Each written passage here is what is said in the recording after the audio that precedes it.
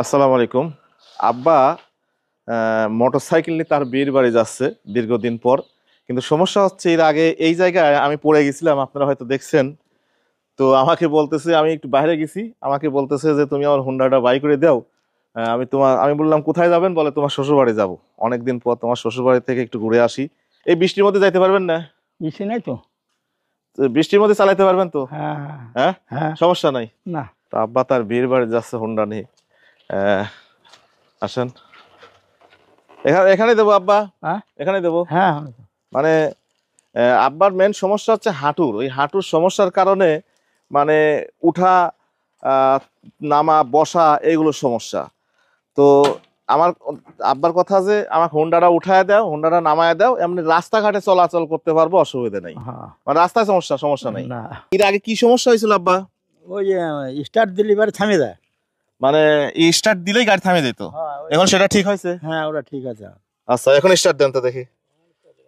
যাই হোক, আসলে এমনি গাড়ি চালায় তো আরাম পাচ্ছেন? হ্যাঁ, গাড়ি চলানো আরাম। এই গাড়ি কতদিন কিনেছিলাম আব্বা? কতদিন কিনেছিলাম? 1,04,000। 1,05,000।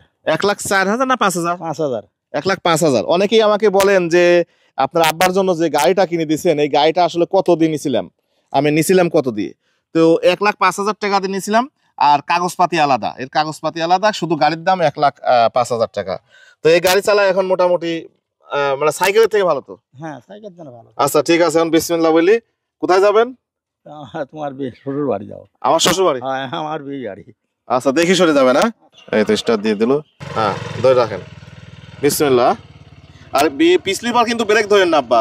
পিছলি বার ব্রেক ধরলে যদি কাদা দেখেন আগে থেকে ব্রেক করে স্লো করে নিন। পিছলি বার ব্রেক করলে কিন্তু পড়ে যাবেন। হ্যাঁ, সমস্যা নাই তো? আল্লাহ ভরসা, যান দেখে শুনে চলে যান। অনেক ফোন দেন কিন্তু আমাকে। বিসমিল্লাহ। এই তো চলে গেল তার বিয়ের বাড়ি। আকাশে অনেক মেঘ, এর মধ্যেই এখন তার শখ হয়েছে হুন্ডা নিয়ে আমি বিয়ে বাড়ি যাব। আমি অনেক মানা করি, তারপরও তার ইচ্ছে, যেহেতু চালাইতে পারে আমার কথা যাক, অসুবিধে নাই। এই হলো অবস্থা, আল্লাহ ভরসা।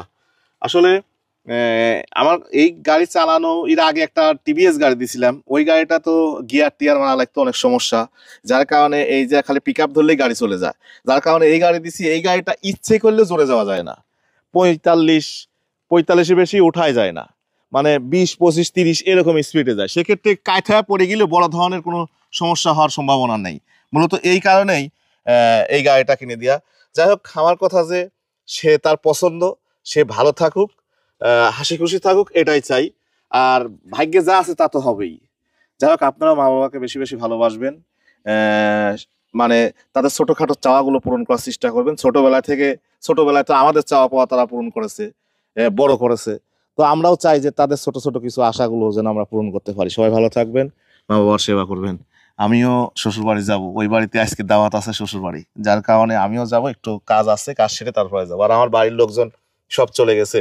ওই যে এখন গাড়ি রয়েছে হচ্ছে, আমার বোন যাবে, আমার বোন জামাই যাবে, আমার মা যাবে।